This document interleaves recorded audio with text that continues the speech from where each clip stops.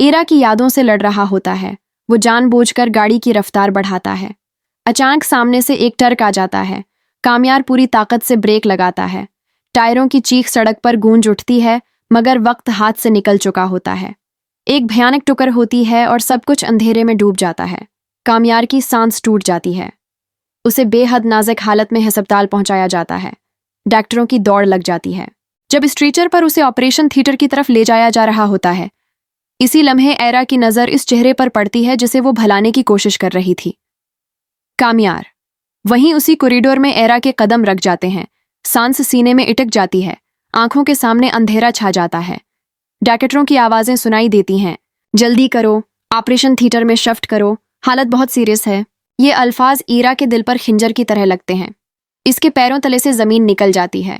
वो बेअख्तियार दौड़ पड़ती है। आंखों से आंसू बह रहे होते हैं और दिल में सिर्फ एक दुआ होती है, या अल्लाह उसे बचा ले।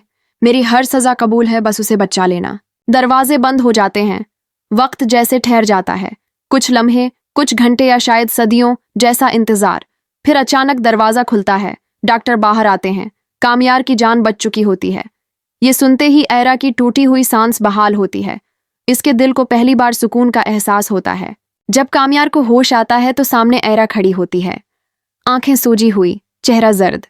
कांपती हुई आवाज में वो पूछती है, क्या इस हादसे के पीछे बीखावर का हाथ था? कामयार कुछ पल खामोश रहता है, फिर नजरें चराकर कहता है। उसकी आवाज भरा जाती है, मेरे जीने का अब कोई फायदा नहीं। तुम्हारी याद हर दिन मुझे मारती है। इसके सब्र के बंधन टूट जाते हैं। इसी पल ईरा आगे बढ़ती है। इसका हाथ थाम लेती है। आंखों से आंसू बहने लगते हैं। ये सब एक धोखा था। मैं तुम्हें सच नहीं बता सकी, लेकिन अब मैं किसी पर एतबार नहीं करूंगी, सिर्फ तुम पर। मुझे माफ कर दो। कामयार एक पल के लिए उसकी तरफ देखता है, फिर धीरे से अपना हाथ छुड़ा लेता है। लहजा सर्द, अल्फाज पत्थर जैसे, मेरी नजरों से दूर हो जाओ, मैं तुम्हें कभी माफ नहीं कर सकता। ये सुनकर एरा टूट जाती है। वो वहीं बैठ जाती है। कुछ देर बाद वो अपने वालिद को फोन करती है। एरा के वालिद अस्पताल पहुंचते हैं। कामयार को इस हालत में देखकर घबरा जाते हैं। तुम तो बिल्कुल ठीक ठाक यहाँ से गए थे, ये सब क्या हो गया? कामयार कड़वी मुस्कुराहट के साथ कहता है, मैंने ये सब जानबूझकर किया। इस बार बच गया हूँ, अगली बार नहीं बचूंगा। ईरा के वालिद आखिरी बार हाथ जोड़कर माफी मांगते हैं, मगर कामयार का फैसला नहीं बदलता। कुछ दिन गुजरते हैं और ईरा के बाप का एक फैसला ईरा की जिंदगी बदल देता है। कामयार के नाम से नफरत और अपनी जद की आग में वो ईरा की शादी कहीं और तय कर देता है।